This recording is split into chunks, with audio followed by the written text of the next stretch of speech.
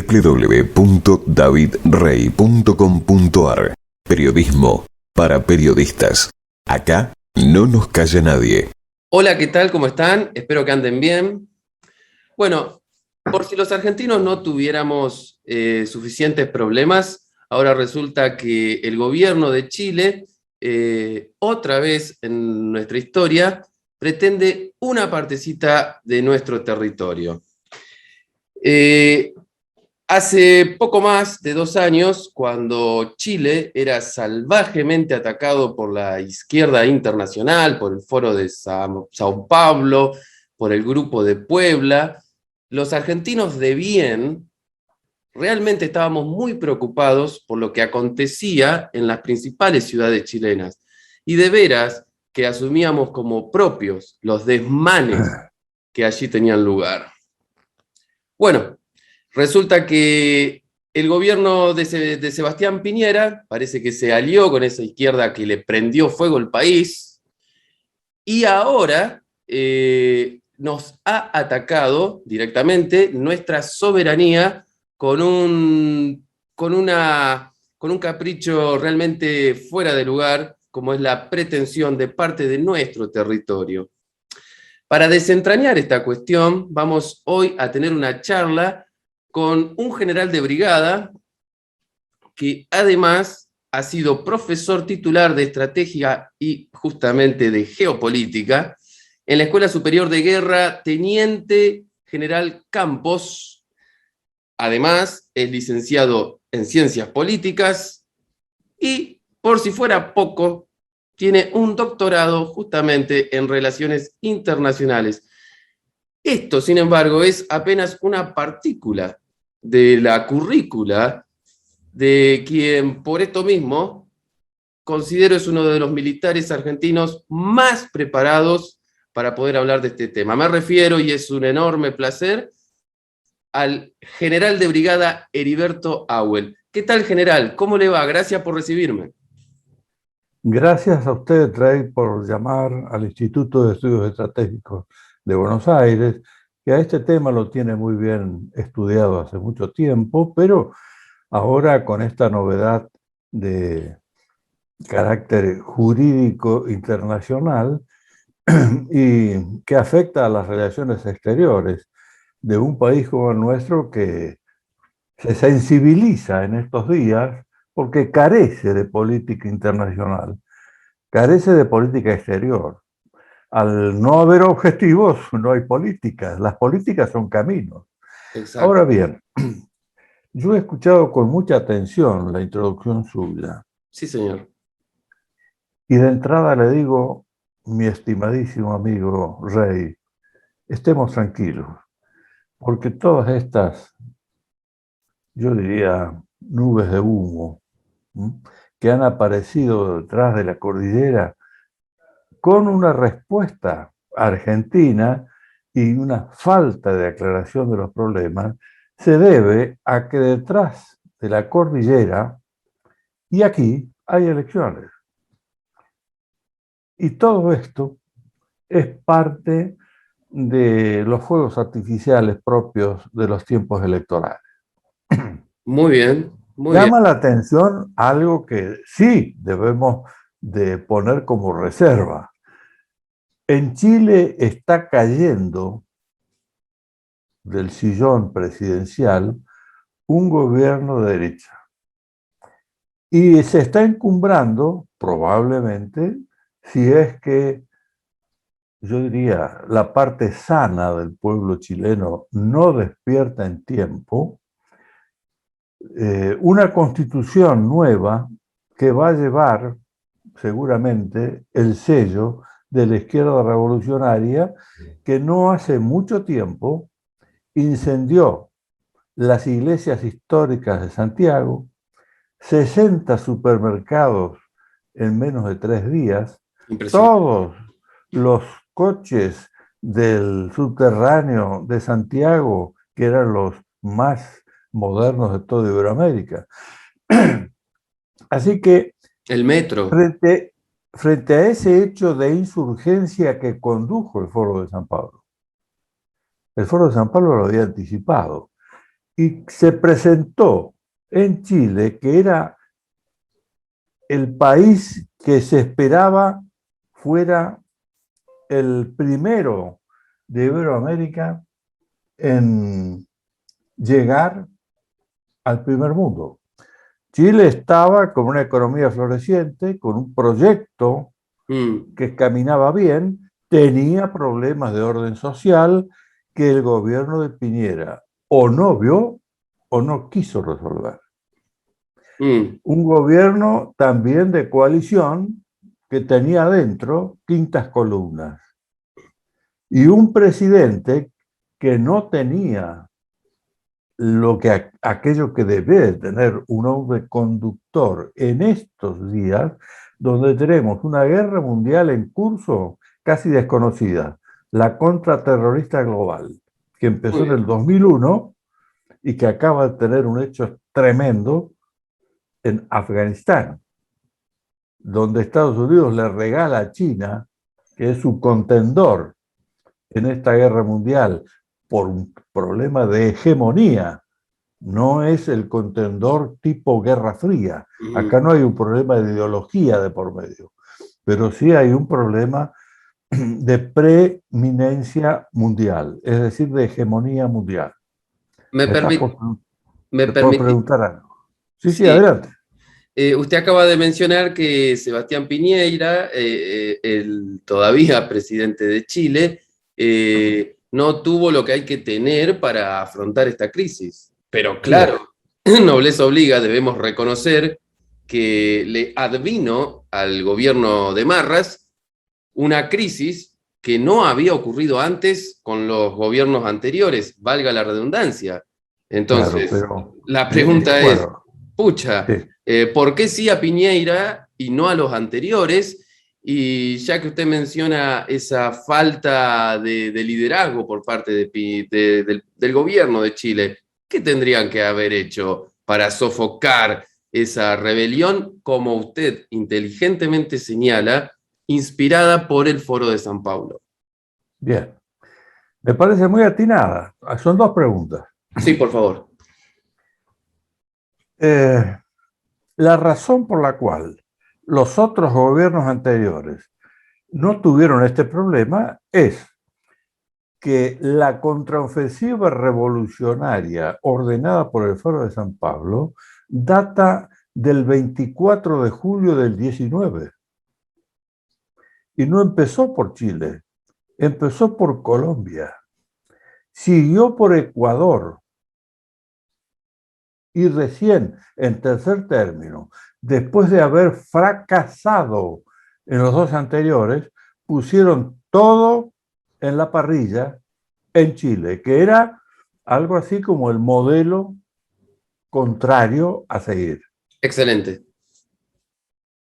Pusieron más de 2.000 movimentistas colombianos, venezolanos y cubanos concentrados en las 4 o 5 principales ciudades chilenas, distribuidos en esa larga geografía chilena. Muy bien. Y en todo el espacio se sintió el efecto del golpe revolucionario. Y salieron allí, de modo sorpresivo, expresiones que antes no se habían usado dentro de Chile, de carácter revolucionario, en pancartas llevadas por la juventud hacia adelante, que como todo joven que busca la aventura, se incorporaron a estos elementos extraños que no se daban a conocer, por supuesto, pero que movieron la calle chilena. Bien, bien. E hicieron un daño tremendo en muy poco tiempo. La reacción del presidente fue errónea. ¿Cuál debía haber sido? Se lo señaló, ahí voy a lo que pasó, que contesta a la pregunta. Excelente. El comandante de ejército en el área estratégica de Santiago, general Urrutia, cumplió la orden que le dieron, sacar a las tropas militares sin armas a la calle, ese mismo día. pero también se puso el casco y lo fue a ver al presidente, comandante en jefe de las Fuerzas Armadas. Y le dijo, señor presidente, usted me manda que saque a mis tropas desarmadas a la calle para que sean el blanco de hombres que están matando a personas, incendiando la ciudad, incendiando todo aquello que es simbólico de un avance en lo que hace a la civilización a la cual se encaminó y yo diría cabalgó Chile, que era la civilización del conocimiento. Por eso es que los mejores coches del subterráneo estaban ahí. Bien. Las mejores empresas del mundo estaban ahí. Era el modelo a seguir del Estado moderno chileno, que había avanzado enormemente, tenía un producto bruto equiparado al argentino con una séptima parte del territorio y la mitad de la población. Exacto. Para que nos demos cuenta. Muy bien. Señor presidente, si usted quiere que yo mantenga las tropas en la calle, me da la orden por escrito, con forma de la directiva estratégica nacional que debe tener por el lugar que usted ocupa. Y a partir de allí que inmediatamente el Estado Mayor Conjunto me dé la directiva estratégica militar. Porque ahí está el sostén jurídico del empleo de armas en el marco interno.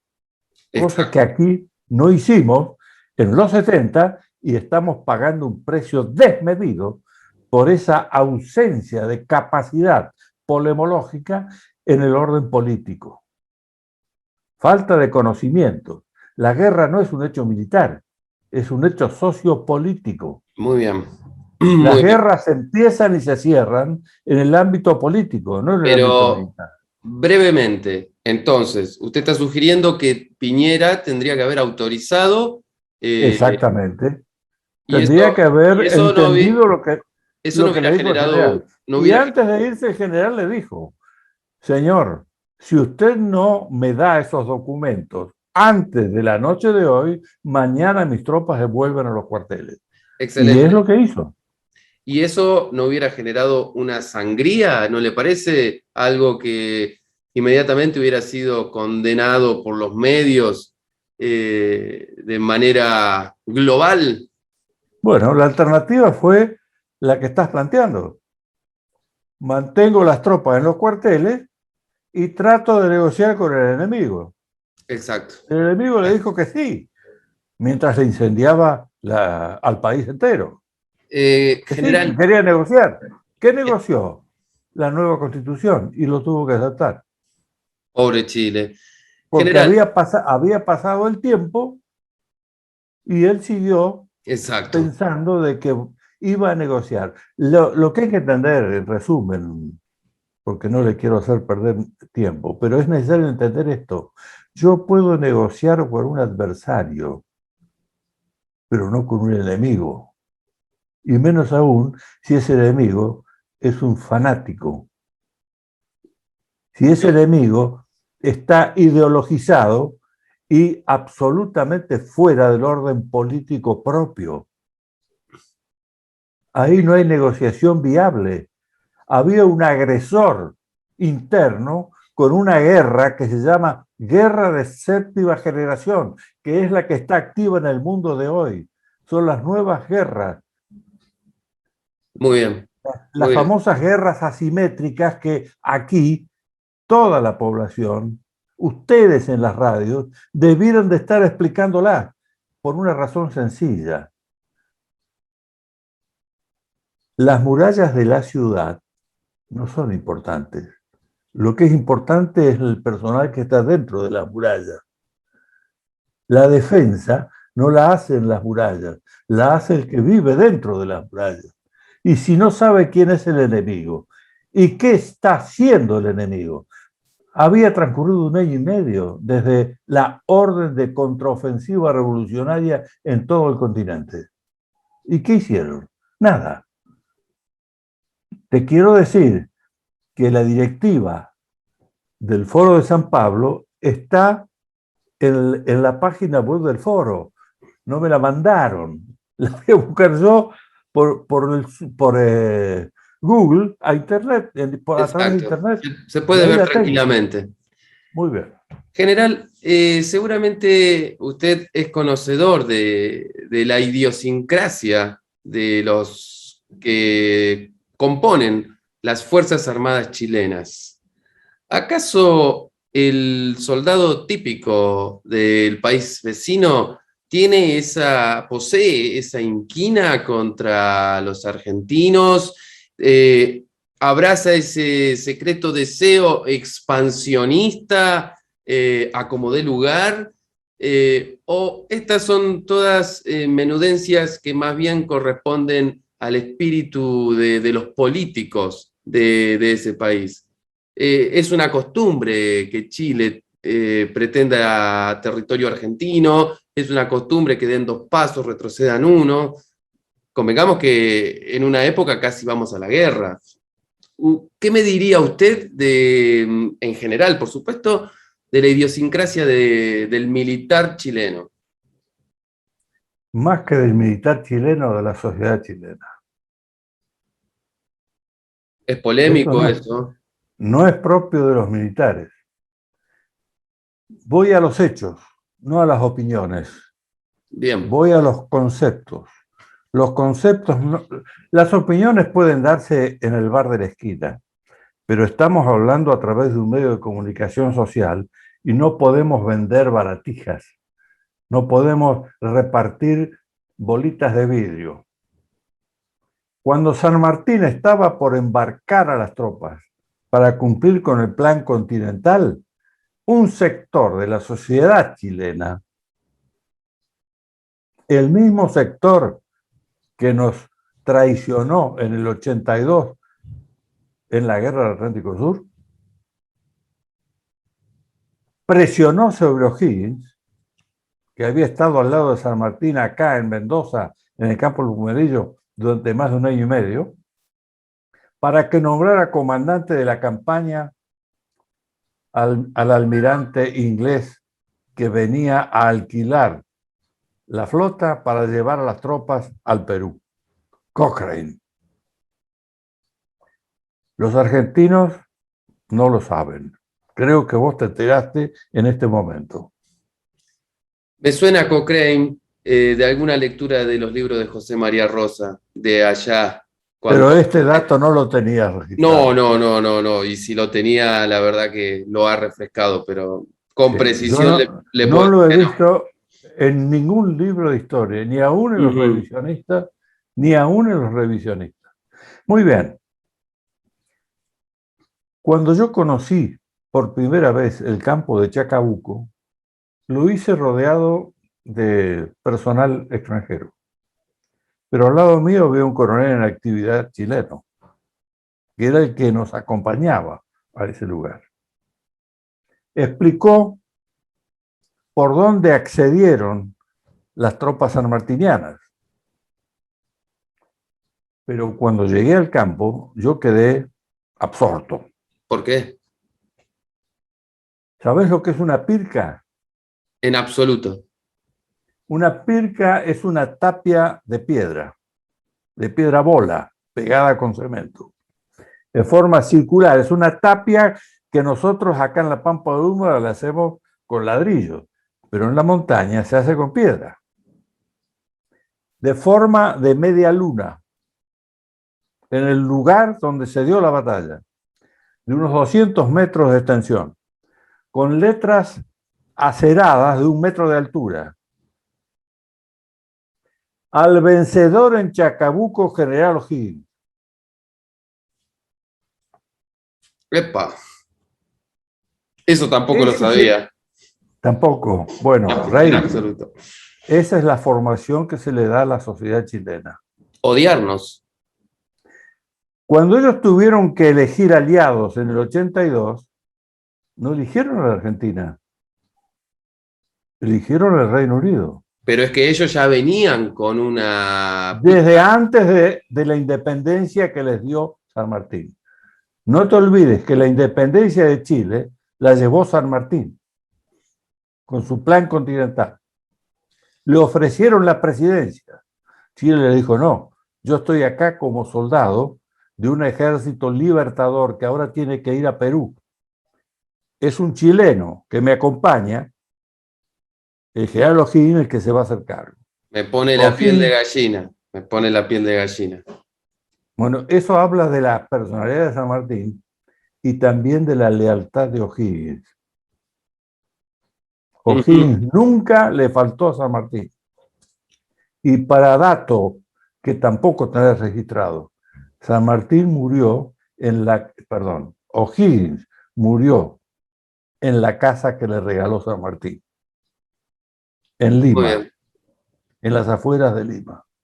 Porque cuando él vuelve engañado por Bolívar en Guayaquil, que le tomó Guayaquil el día antes de su llegada.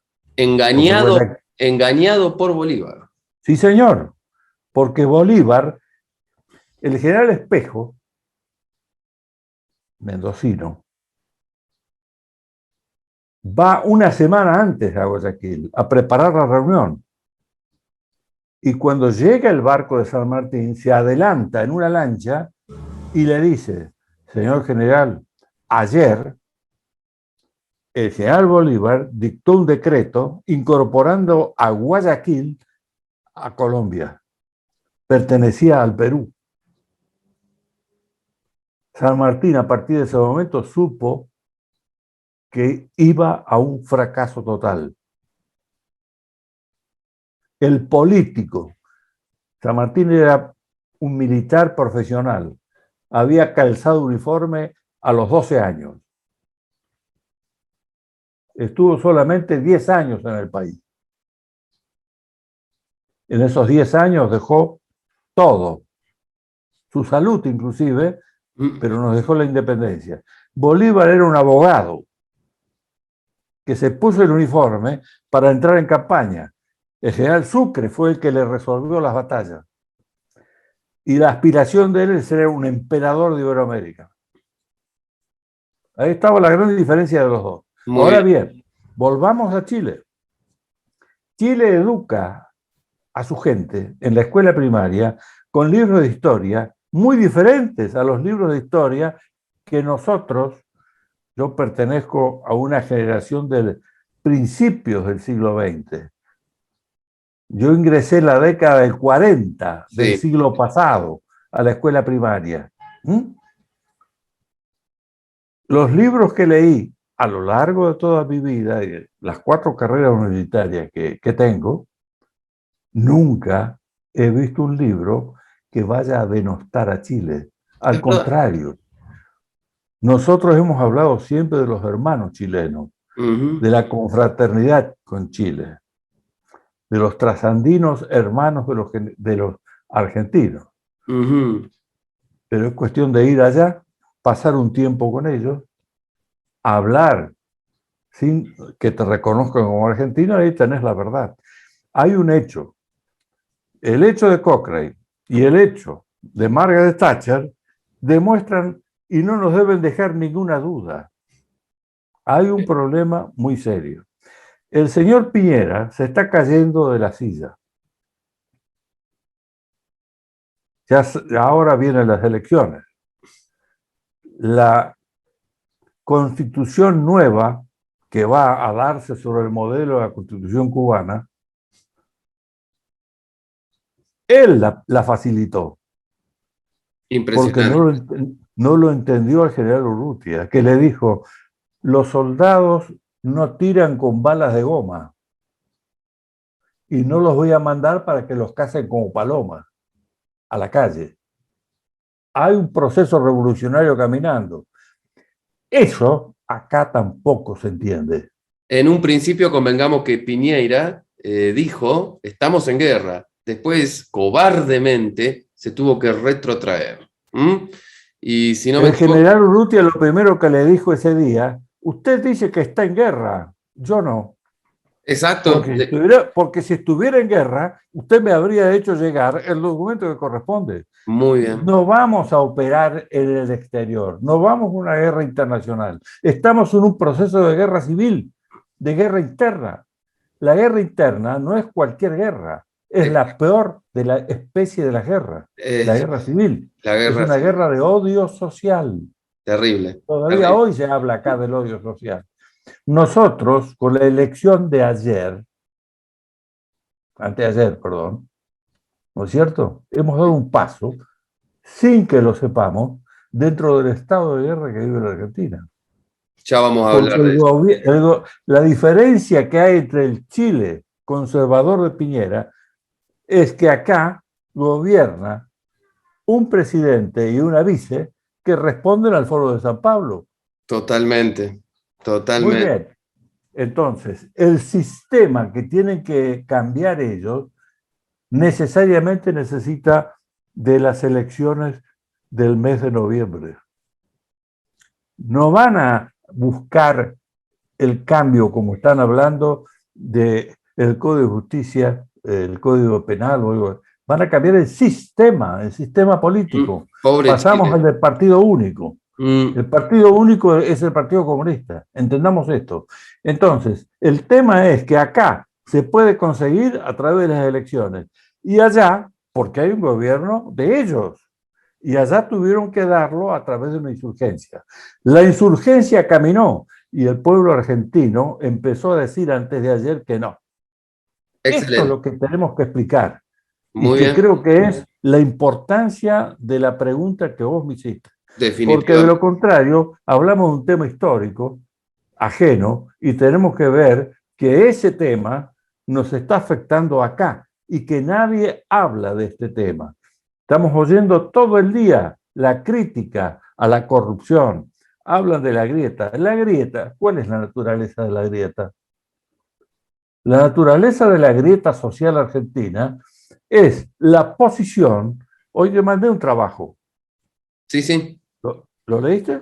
En el trabajo, la verdad que no pude abocarme con la Bueno, debida atención. cuando leas ese trabajo, te vas a dar cuenta que es la primera vez que un hombre civil altamente capacitado dice: los que perdimos la guerra en la Argentina somos los civiles.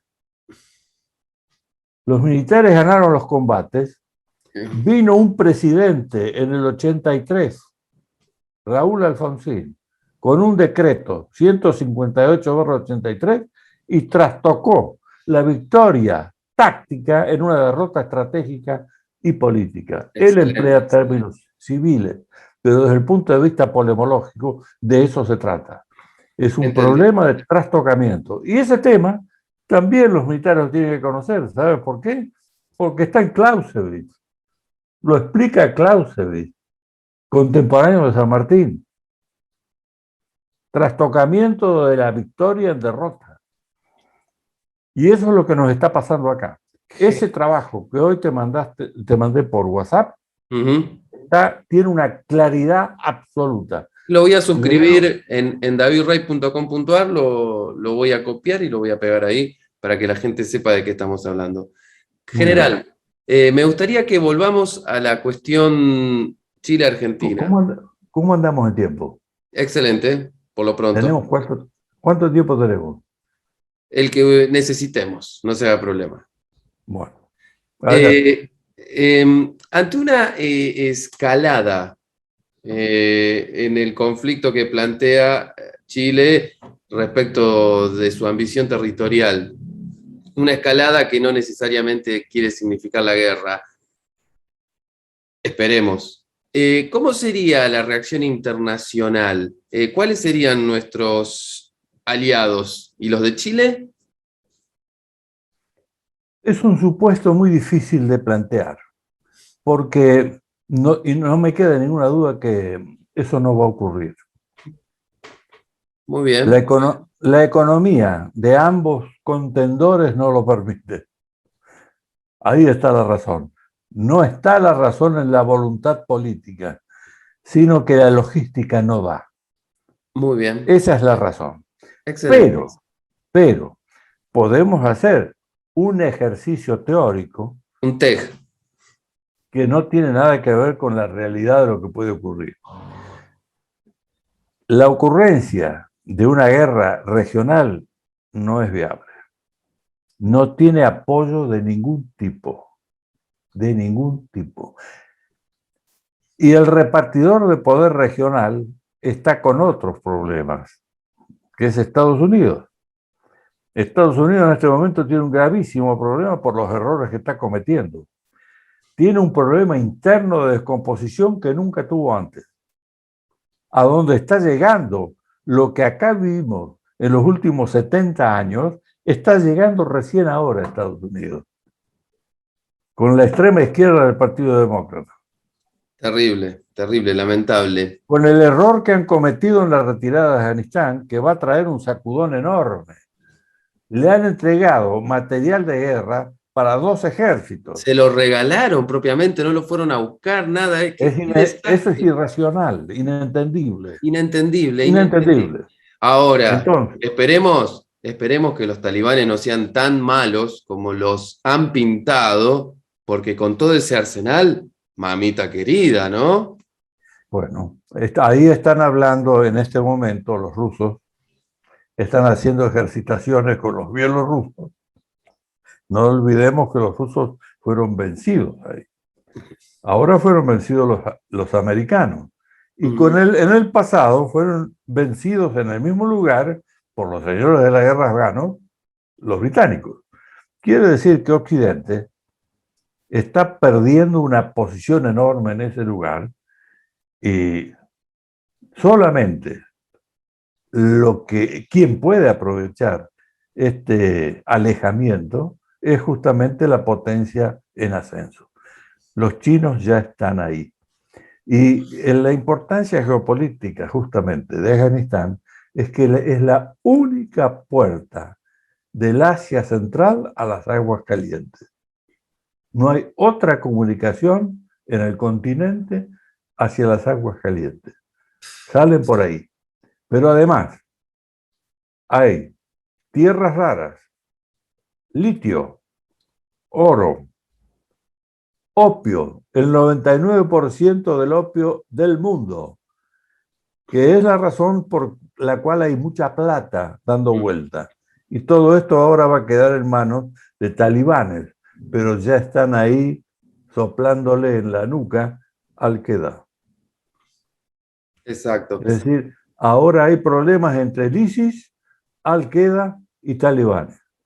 Es el problema de la guerra mundial. Esta cuestión que usted está planteando realmente merecería un capítulo aparte. Si a usted le parece, me gustaría que retomemos, porque realmente yo tendría muchas ganas de aprovechar todo el conocimiento geopolítico que tiene. No me gustaría que sea algo al pasar. Se lo propongo para una ocasión. Vamos a hablar con esa claridad meridiana que usted tiene en otra ocasión. Volviendo a la cuestión Argentina-Chile, una de las cuestiones que ha salido, que ha sido ventilada y que me gustaría que usted cerciore o bien atempere, es la notable diferencia armamentística o mejor dicho, de capacidad militar entre un ejército, el chileno, y otro, el nuestro. ¿Acaso tan mal estamos los argentinos en comparación con el poderío militar chileno?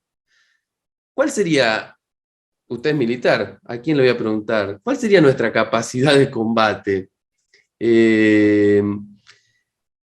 La diferencia, otra pregunta más, la diferencia de armamento, si es que hay, ¿acaso es superior a la que en su momento en Malvinas tuvimos con Gran Bretaña? 3 preguntas, general. La Argentina, a partir del año 83 hasta el día de hoy, se ha desarmado unilateralmente y volitivamente. Al quitarle el presupuesto, los políticos, a las Fuerzas Armadas, al dictarle la ley de defensa que está vigente, es la única en el mundo de su tipo. Es una ley que destruye a las Fuerzas Armadas porque no les da misión. Cuando hay instituciones de la Constitución que no cumplen lo que la Constitución dice, están determinando por una decisión política anticonstitucional de que esas instituciones armadas pueden desarmarse. Hace 2 meses, el ministro de Economía propuso a un círculo pequeño rematar los bienes de los militares, cuarteles y demás, y no tener fuerzas armadas, porque dijo el señor Guzmán, la Argentina no tiene conflicto. Y esto viene diciéndolo el ámbito político desde el año 83. Esta es ignorar elementalmente lo que es la sociología de la guerra. Las guerras existieron antes que los ejércitos. Hay que ser muy burro desde el punto de vista político para hacer y decir las cosas que esta gente ha hecho en el Congreso. Cuando yo he estado en el exterior, por lo menos en 6 lugares distintos, explicando lo que era la legislación de defensa o de seguridad nacional de la Argentina, los especialistas del mundo no lo podían creer. Nadie podía entender de que la Argentina, primero, en la Constitución prohíbe el uso de la fuerza para recuperar las islas perdidas. Primero. Segundo, divide a la seguridad nacional en interna y externa. Nadie en el mundo lo hace así.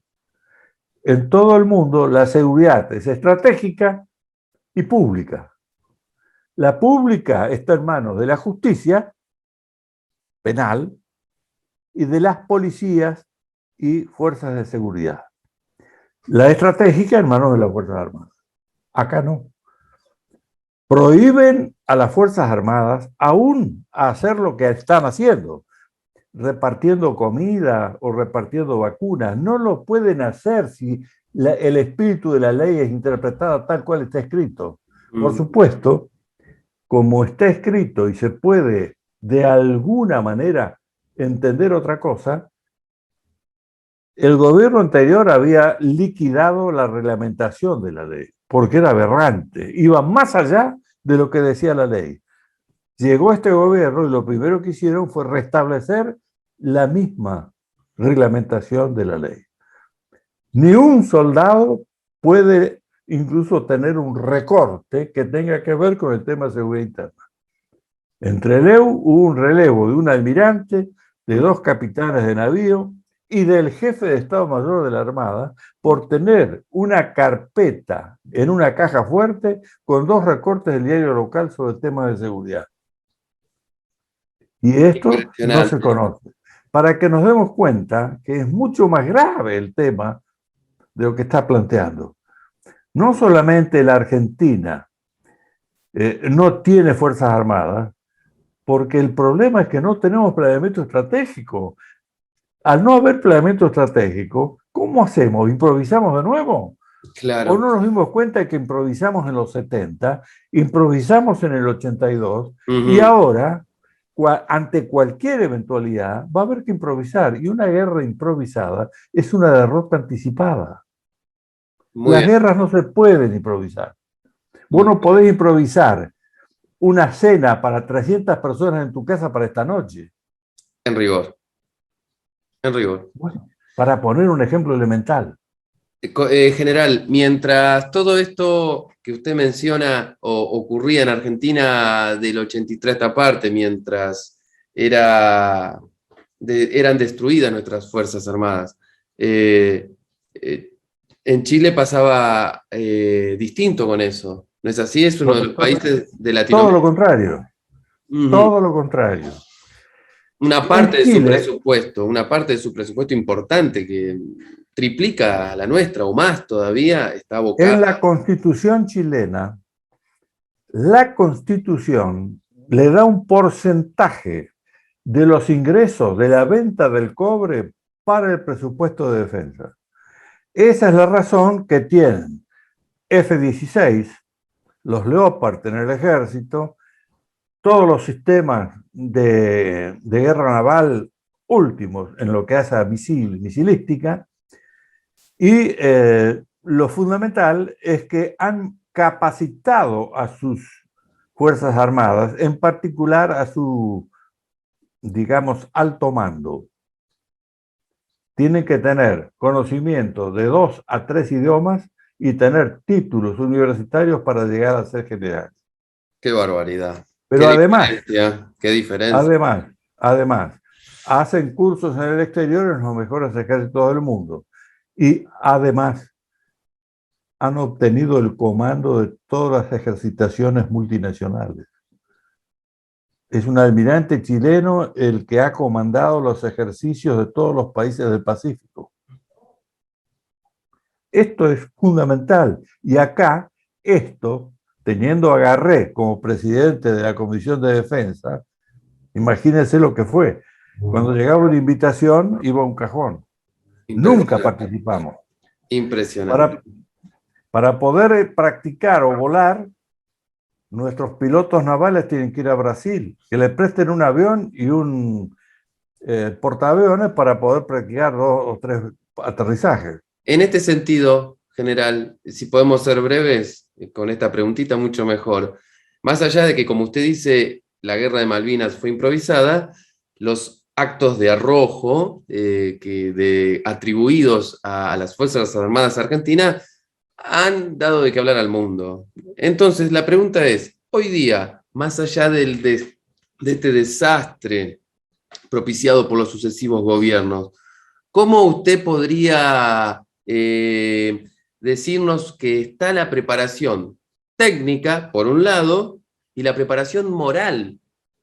¿Cómo está preparado hoy día el deudor de ese ejército o de esa fuerza aérea que con tanta valentía hizo hablar al mundo en Malvinas, a pesar de haber sido una guerra improvisada? Claro, acá indudablemente que hay que hacer algunas aclaraciones que no, con la brevedad que me estás pidiendo es difícil hacer. Una cosa es la guerra, hecho sociopolítico. Otra cosa es la batalla, que es la dirección de la guerra. Y otra cosa son los combates, que es el ámbito táctico del cual estás hablando. En la táctica, el hombre argentino sigue siendo lo que fue la tropa de San Martín, o la tropa de Güemes, o las tropas de Belgrano en Tucumán y Salta. No han variado, no han variado. Los soldados de Malvinas, héroes, no es porque la guerra se haya improvisado, es porque eran ellos los que traían de su hogar y de la formación en el cuartel las cualidades para combatir.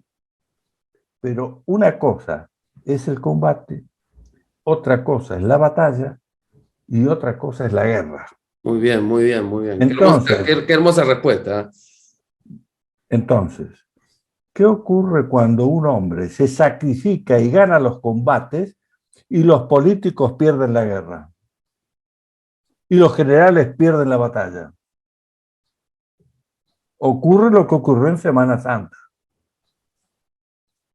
Cuando los tenientes coroneles, que eran capitanes o tenientes primeros, o subtenientes en los 70, le plantearon al jefe de Estado Mayor, señor, yo gané todos los combates, arriesgué mi vida y la vida de todos mis subalternos. Perdí tantos soldados, perdí tantos compañeros. Y a usted ahora me viene a decir que debo aceptar la batalla jurídica, hacer judicial a un tema político, guerra. Esa fue la razón de Semana Santa. Y frente a esa razón, el presidente, cuando lo escuchó, tuvo que salir al balcón a decir, la casa está en orden. Ahora, años después, dijo que le impusieron el acuerdo de Semana Santa. El acuerdo se hizo bajo control de mi comando. La negoció Jauna Arena y Facundo Suárez en menos de 10 minutos. No se firmó, se dio bajo palabra de honor. Palabra de honor con un político, un suicidio, ¿no? Bueno, y eso es lo que arrastró mi retiro, justamente. Qué bueno hablar con usted con toda la profundidad de su conocimiento, porque estoy tachando preguntas que le iba a hacer y que ya me las respondió. Una de las cosas que más me gustó de una de sus alocuciones, cuando usted declaró en un juicio de lesa humanidad como testigo de concepto, esto lo cuento a modo de color, una frase hermosa que usted virtió, dice: el secreto más firmemente guardado de un Estado es un plan de guerra. Así es. Bueno, es una redundancia, preguntarle si es posible que en Argentina haya tal cosa como algún secreto tan firmemente guardado como un plan de guerra. ¿Sabes lo que pasa? Es que hoy no hay plan de guerra, así que no hay problema de Claro, tener un pero secreto. qué bueno, qué bueno, qué bueno. Una de las cosas que se ha demonizado hoy en día, sistemáticamente durante tantos años, es el concepto de hipótesis de conflicto.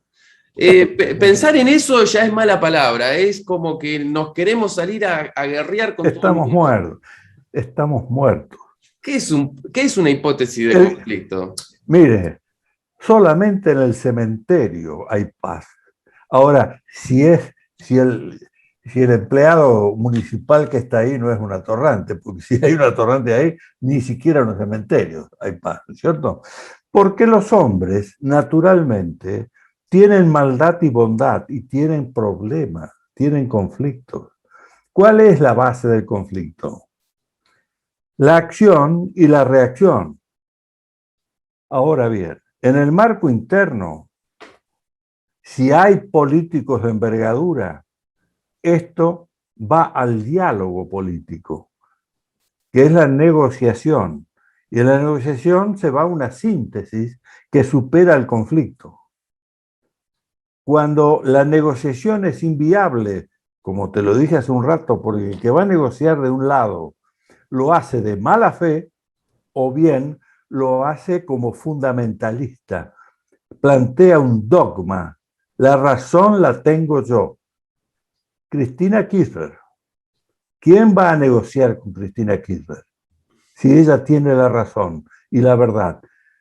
Cuando le puso el dedo a los jueces del tribunal y le dijo, yo responder preguntas, ustedes van a responder preguntas. Yo estoy absuelta por la historia. Esa es la fórmula absoluta de la verdad que no necesita, del postulado, no necesita demostración. Entonces, ¿cómo voy a negociar? No hay negociación viable. En el marco externo, la cosa es distinta. Porque si yo tengo un objetivo que no puede negociarse, por ejemplo, la cultura propia, por ejemplo, la soberanía del país, valores que no pueden, yo diría, negociarse. Es que ya han Entonces, sido se firmados. tiene que ir a lo que hizo el señor Caputo con el canal de Beagle.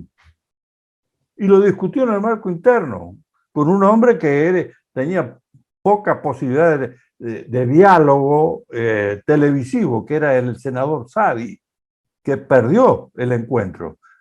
Y al ganar esta compulsa televisiva, se supuso que la razón la tenía Caputo, por lo cual podía entregar el canal de Beagle.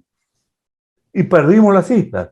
Ahora perdimos parte del Atlántico y quebramos el principio de los acuerdos que hizo Roca, los tratados de Roca de límites.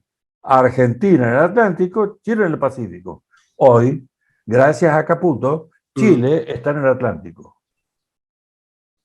Usted ha mencionado que todo esto es una bomba de humo, entonces, naturalmente, eso que dice ha anulado ciertas El tiempo lo va a decir. ciertas El tiempo lo preguntas. va a decir.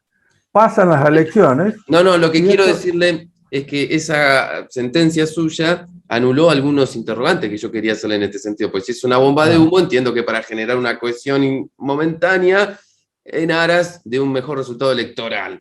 Ahora, una consulta, ese pedacito que Chile planea, más allá, que Chile planea como propio, más allá de que sea un pedacito extraño, chiquito, perdido allá en el sur, tiene una proyección que apunta a ciertas pretensiones a futuro respecto de la No, Antártida? justamente la pretensión actual que están planteando es una proyección fundada en el derecho del mar, que es un derecho nuevo.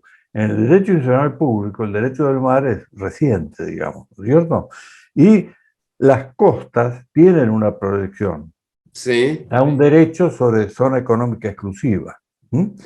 Entonces, ellos, al ganar una línea nueva, ellos con el arreglo del BIL, ganaron el límite sur de la Argentina. Cuando yo era chico, la maestra de la escuela primaria nos decía que el límite sur era el estrecho de Drake.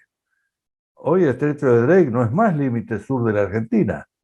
Hay muchas cosas que la Argentina no toma nota, ¿no es cierto? Hemos perdido el estrecho de Drake, pero está escrito de tal forma que ahí no da derechos de proyección. Y eso es lo que omite Chile y lo emplea para la bomba de humo. Ahora, esto también se da acá. ¿Cuánta gente habla todavía hoy de capital federal? La Argentina no tiene más capital federal, tiene ciudad autónoma. La capital federal era una ciudad de todas las provincias, tal cual lo hizo Roca cuando llegó y constituyó al país y puso en ejecución la constitución, que todavía no estaba. El gobierno nacional tuvo que abrir acá, Belgrano, donde yo vivo.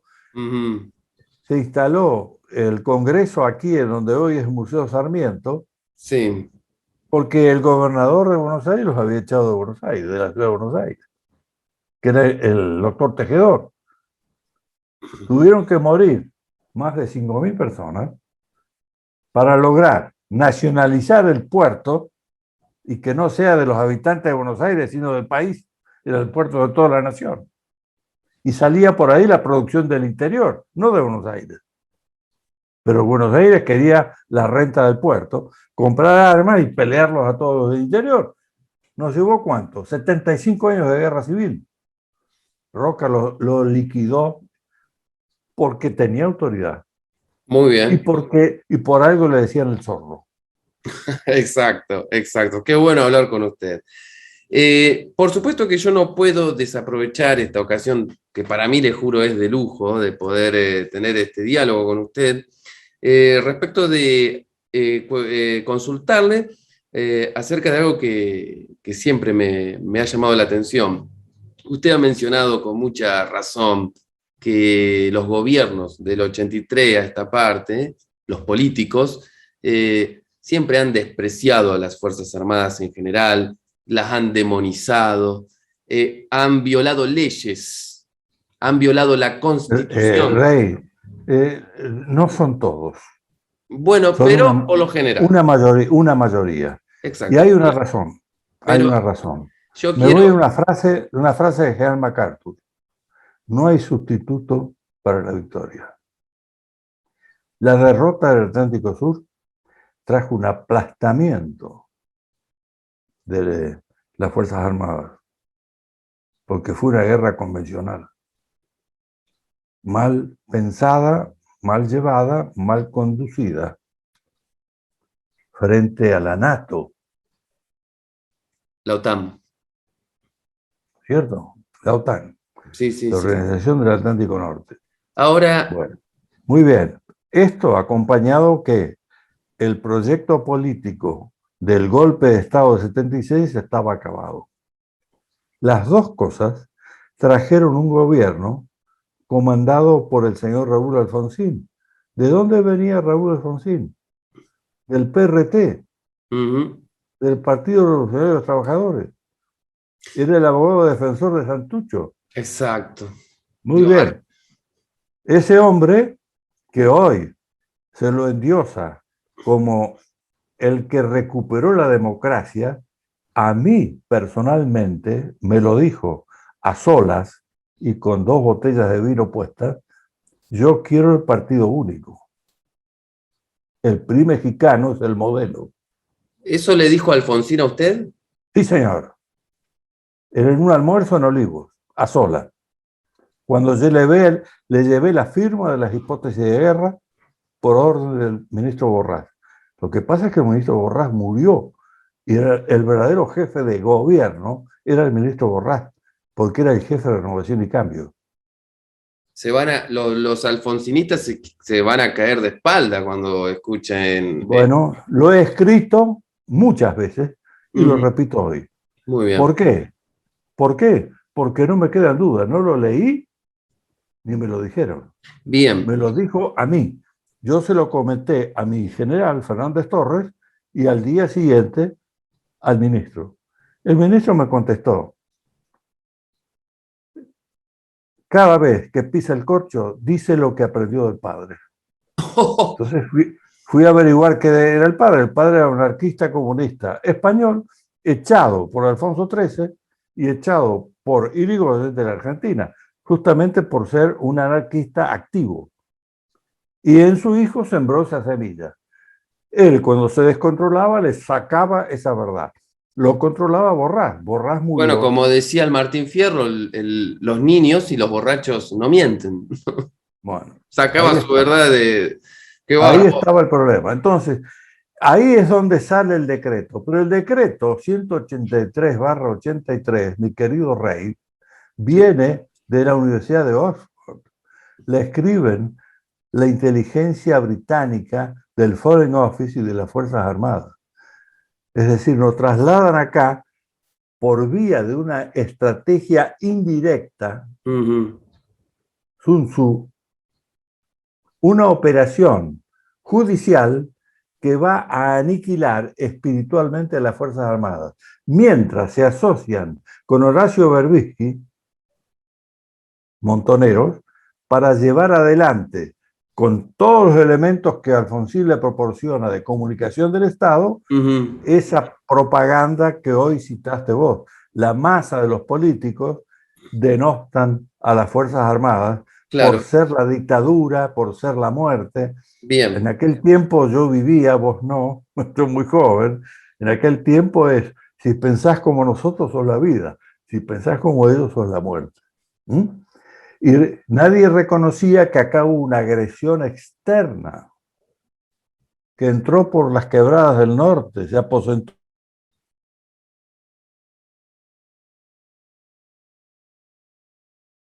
Bueno, evidentemente ocurrieron problemas técnicos, perdimos conexión.